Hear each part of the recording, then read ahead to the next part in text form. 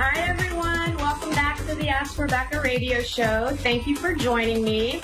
As you know, March's theme is 5 ways to love yourself. The first week, I discussed the importance of loving yourself by starting with forgiving yourself. The second week, we discussed self-awareness. And then last week, I discussed self-care. And if you missed any of those episodes, you can watch them on my website, AskRebecca.guru, under the blog page, or you can visit my YouTube and Facebook pages as well. Tonight is all about self-criticism, and I'll be discussing how some self-criticism is a positive and can actually help you love yourself more. But I'll also be explaining how high levels of negative self-criticism can have the opposite effect and cause you to dislike yourself or even hate yourself. So self-criticism is defined as a negative personality trait in which a person has a disrupted self-identity or the act of pointing out one's perceived flaws. Now, self-criticism isn't all bad as long as you're staying within healthy boundaries. It helps increase self-awareness and personal growth. It can help you learn from mistakes and make positive changes in your life. Some examples of healthy self-criticism would be things like, oh, I shouldn't have stayed out all night partying because I have to go to work, so I definitely don't want to do that again. Lesson learned. Or I shouldn't have lost my temper with my coworker, or I really shouldn't be drinking and driving because I could kill someone or myself. So you get the point. So it's more of a some kind of like realization on some level. Now, negative self-criticism affects your self-esteem, peace of mind, keeps you from taking risks, keeps you from expressing your opinions, keeps you from believing in yourself, and most of all, keeps you from loving and being yourself. So some examples of negative self-criticism are things like, I'm a failure, I'm a loser, I can't do anything right, nothing I do is good enough, I'll never be successful, and so on and so on. So, you know, it's that really negative talk and beating yourself up. There's two types of self-criticism. The first is comparative self-criticism. It typically involves comparing yourself to others and then determining you are lacking in some way. So, you know, you may be comparing yourself to other men and women and think that you're, you know, shorter, fatter, uglier than this other person. And that is a form of comparative self-criticism. Now, individuals who fall into this category will base their self-esteem on the perceptions of how others feel about them. So basically what that means is you're concerned about what other people think of you, and you base your self-worth and your self-esteem on what you believe that they believe about you. So basically, if you think your friend or your coworker thinks you're a slacker and you think you're a slacker, well, then, you know, you're just going to feel like crap. So anyway, and not only that, well, you put your self-worth and your self-esteem based on how others perceive you, but it can also be or may be that you put others on a pedestal as if they're superior, or you perceive them as critical and hostile in some way. So basically, if you are going through life comparing yourself to others and you feel others are better than you, well, you'll be feeling really insecure about participating in most activities in life. And, you know, you won't take chances. You know, if you're not feeling good about your body, and, you know, you have a group of friends that are like, hey, let's go to the beach and have some fun. And you really, really want to go because the beach is a lot of fun and you love it, but you don't go because you're too worried about people are going to be judging you what you look like in a bathing suit. You know, that's keeping you from living your life. And if you're projecting outwardly like that and looking at other people in that way as if they were looking at you, and this is wordy and kind of complicated sounding, but more than likely, you'll also be very busy being critical and judgmental of others, especially if you perceive other people being critical or hostile in some way. So remember, everything in your outer reality is a mirror reflection of what you believe and feel about yourself internally. The second form of self-criticism is called internalized self-criticism. It involves the belief that you can't live up to certain ideals, standards, or you believe you're lacking in some way. In short, it's perfectionism.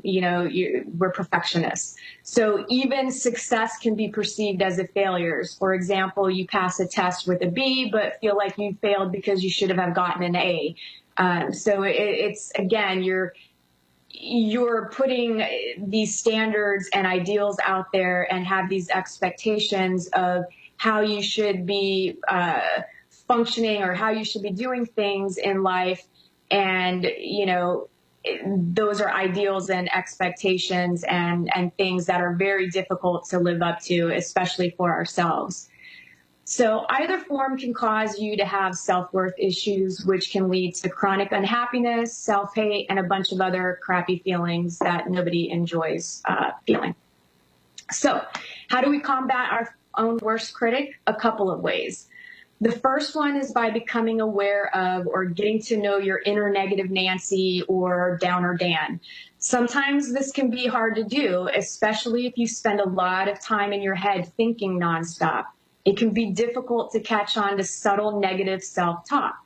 If you have a difficult time paying attention to your thoughts, then start paying attention to what's happening in your life, because it's going to show you exactly what you're thinking about, what you're feeling internally. So it's a great tool to use to see what's going on. And I'll share an example from my own life with you. So just within the last month or so, my inner critic flared up. I wasn't really aware of it. I didn't feel like I was beating myself up about stuff, but apparently I was. So here I was beating myself up about things. I was feeling insecure about things I'm doing on this show and subconsciously stalling creating my webinars because I was busy comparing myself to other people's versions of webinars. So I didn't notice this internal dialogue at all. But what I did begin to notice were various people showing up in my life, questioning what I was doing with the show, offering their suggestions, and comparing me to other shows.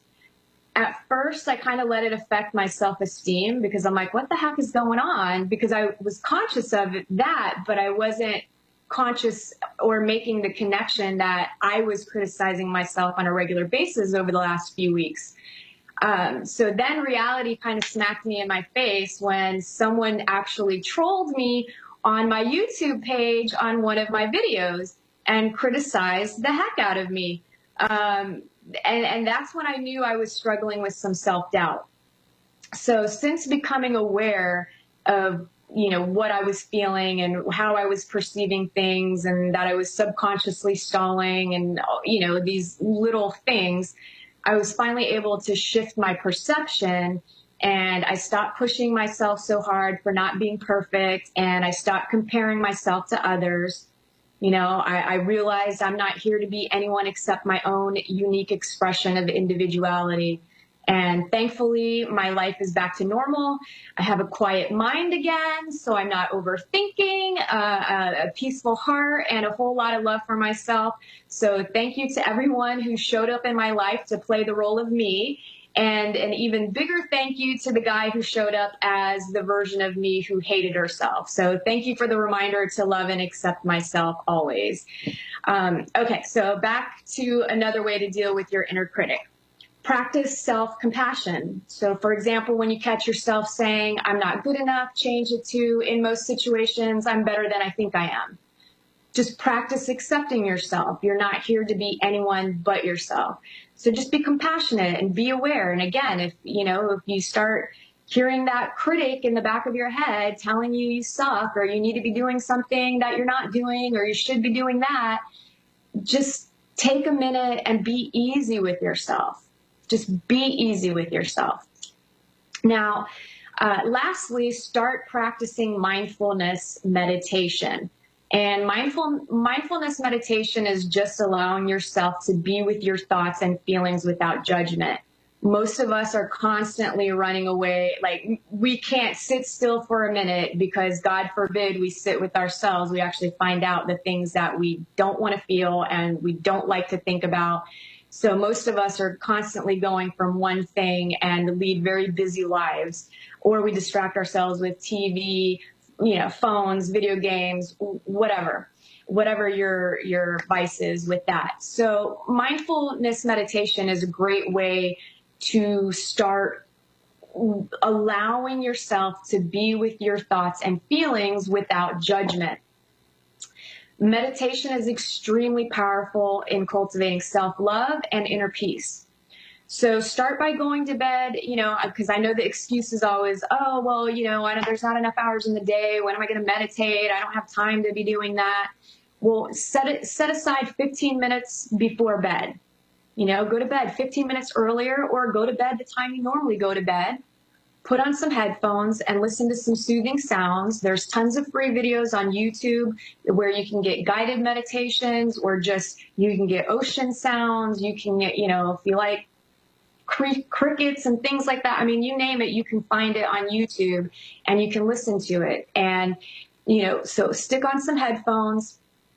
Listen to what you like, find something that you like, lay on your back, palms open, facing up, and then just allow yourself to relax. Take a couple of deep breaths and relax. And then, it's not about you trying to force yourself to stop thinking. It's about you allowing your thoughts to naturally arise and not attach any meaning to them. And, you kind of let them come up, you're aware of them, and then you let them go. So it's almost like watching a movie of your thoughts just pass by in that empty darkness with your eyes closed. So, again, just allow them to move through and don't attach any meaning to them. Now, when you first start doing this, it could be challenging for you because our ego-based side of ourselves will flare up and it wants to resist. Don't give up. Don't give up. The key is consistency, and to keep practicing it and make it part of your daily routine, whether it's at night, in the morning, whatever convenient time for you, so you won't regret, you won't regret it at all. Like meditation, I just can't say enough about it. I meditate every single night. When I lay down, that's what I do. I basically meditate until I fall asleep. And it's always very powerful, and it's very relaxing and very soothing, and it will definitely help you quiet that inner critic in your head. So I wish you all the best of luck with that. And before I take a caller, let's take a moment to do a moment of Zen. We'll open up our chakras to connect with our higher self, to help us quiet the inner critic within all of us. So close your eyes, open your palms, tell yourself you're open to receive, then take a deep breath in through your nose and exhale out through your mouth. And then I'm just going to send you some healing energy.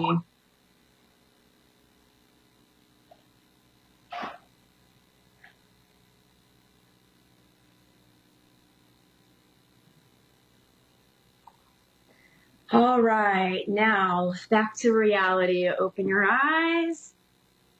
And before I actually take the caller, I want to go ahead, because I'm notorious for going over and cut myself off. So before I take the next caller, next week, tune in to next week's show. The topic will be Pursuing Our Dreams. It's the last topic for the month of March, to close out 5 ways to love yourself. So if you're interested in that, then please join me. And tonight, I am going to be speaking with Mary in Newport Richey, Florida. So I'm assuming you're not too far from me then. I'm not really sure exactly where, but I'm assuming. I'm on the West Coast. Oh, okay. So I'm in the middle. Hi, Mary. How are you? Good. Good. Well, I'm sure you have specific questions for me, right? Yes. Okay, great. Well, I did make a couple of notes earlier today, or earlier this evening. I kind of just connected with, whoever the caller was going to be for the evening, and made a couple of notes, and I'll just go over them with you really quick if you want, and we can see what, what resonates with you and what kind of makes sense. And then you can ask me whatever questions you like. Okay. So I feel like you may be receiving a message or news in regard to money and finance. I do feel finances will be getting better for you. I feel like you're finally, you'll receive news you've been waiting on, and it's likely to be good news. In general, I was getting for you to look at how you're handling your affairs, to pay attention to like the mundane, normal parts of your life. And by you handling the little things, that the big things will kind of just fall into place.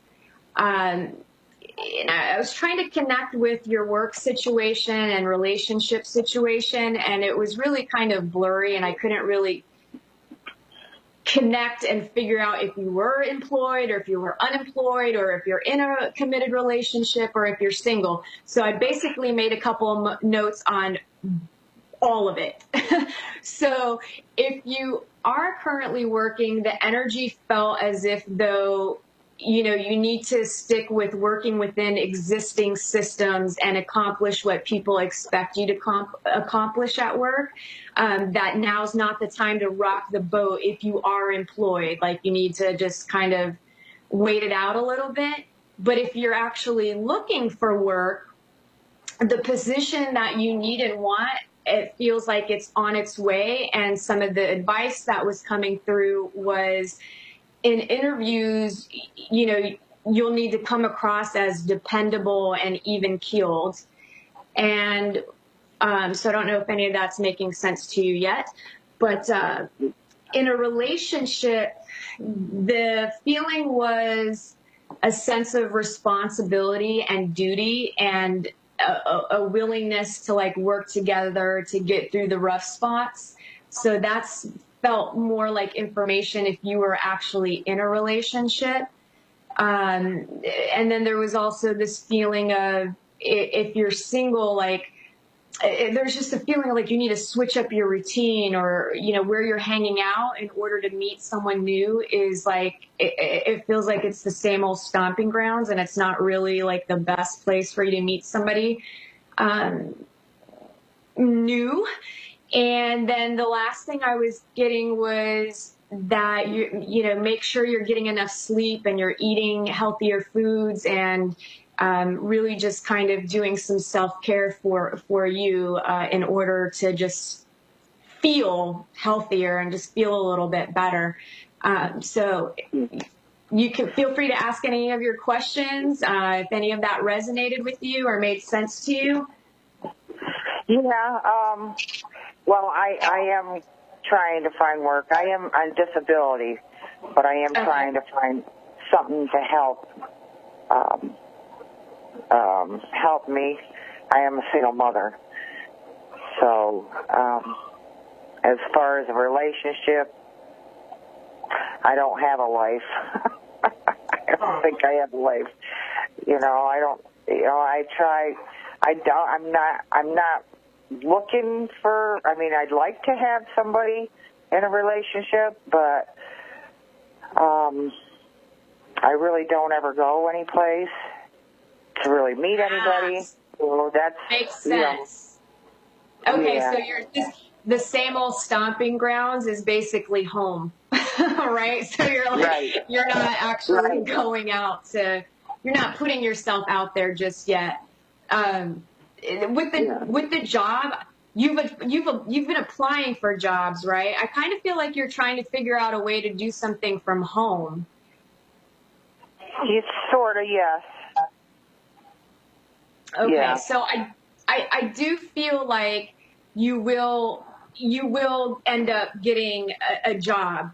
I think where I was feeling like during the interview process, to make sure that you're in the interview, letting them know that you're dependable and even-keeled, maybe that could have something to be connected with the disability aspect and you being a single mom.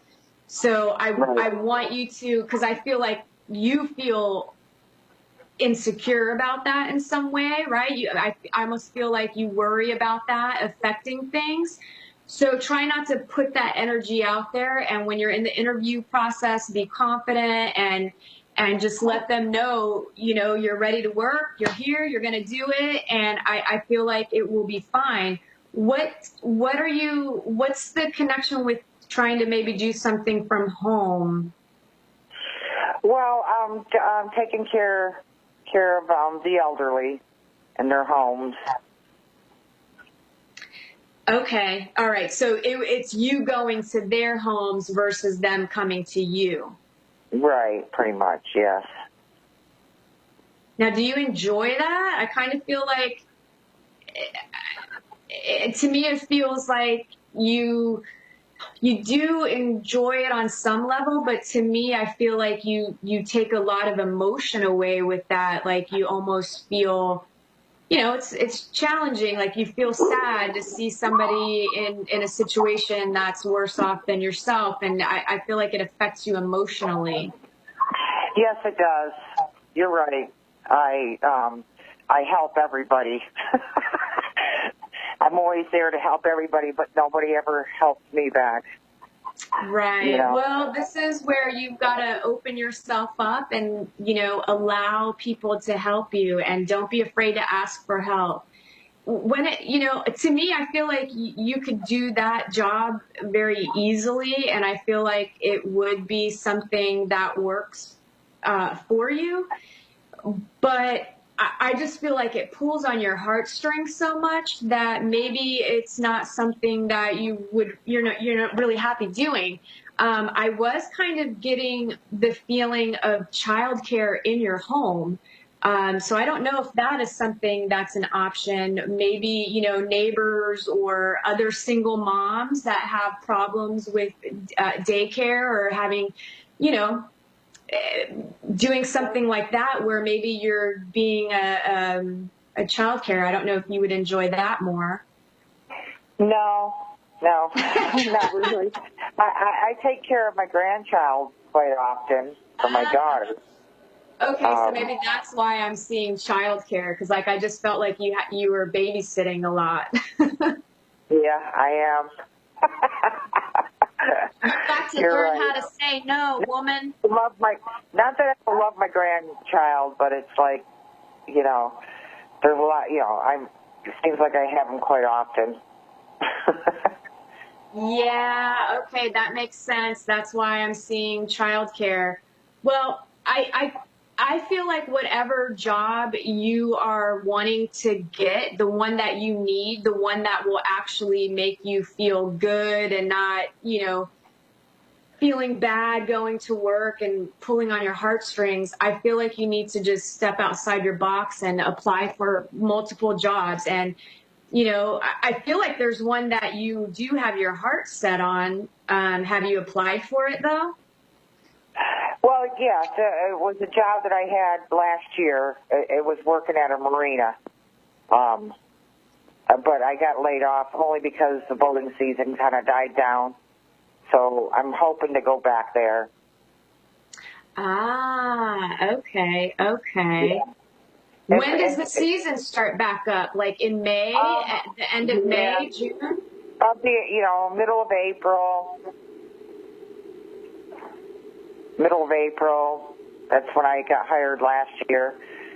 And I had a good time working there, and they were good to me. So, well, I feel like definitely apply there if you haven't already. And I do feel, to me, I kept getting May. So to me, there's something when it comes to work related that will happen in May. Yeah. And I do feel like that one is a strong potential for you to get. But I do feel like also put yourself out there to other outdoorsy things, right? Well, step outside your box. Like I feel like you need to find some balance. Yeah, I'm an outdoorsy person. I don't want to be stuck behind a desk or anything. And I can only work so many hours anyways either, too, with my disability. Right, yeah.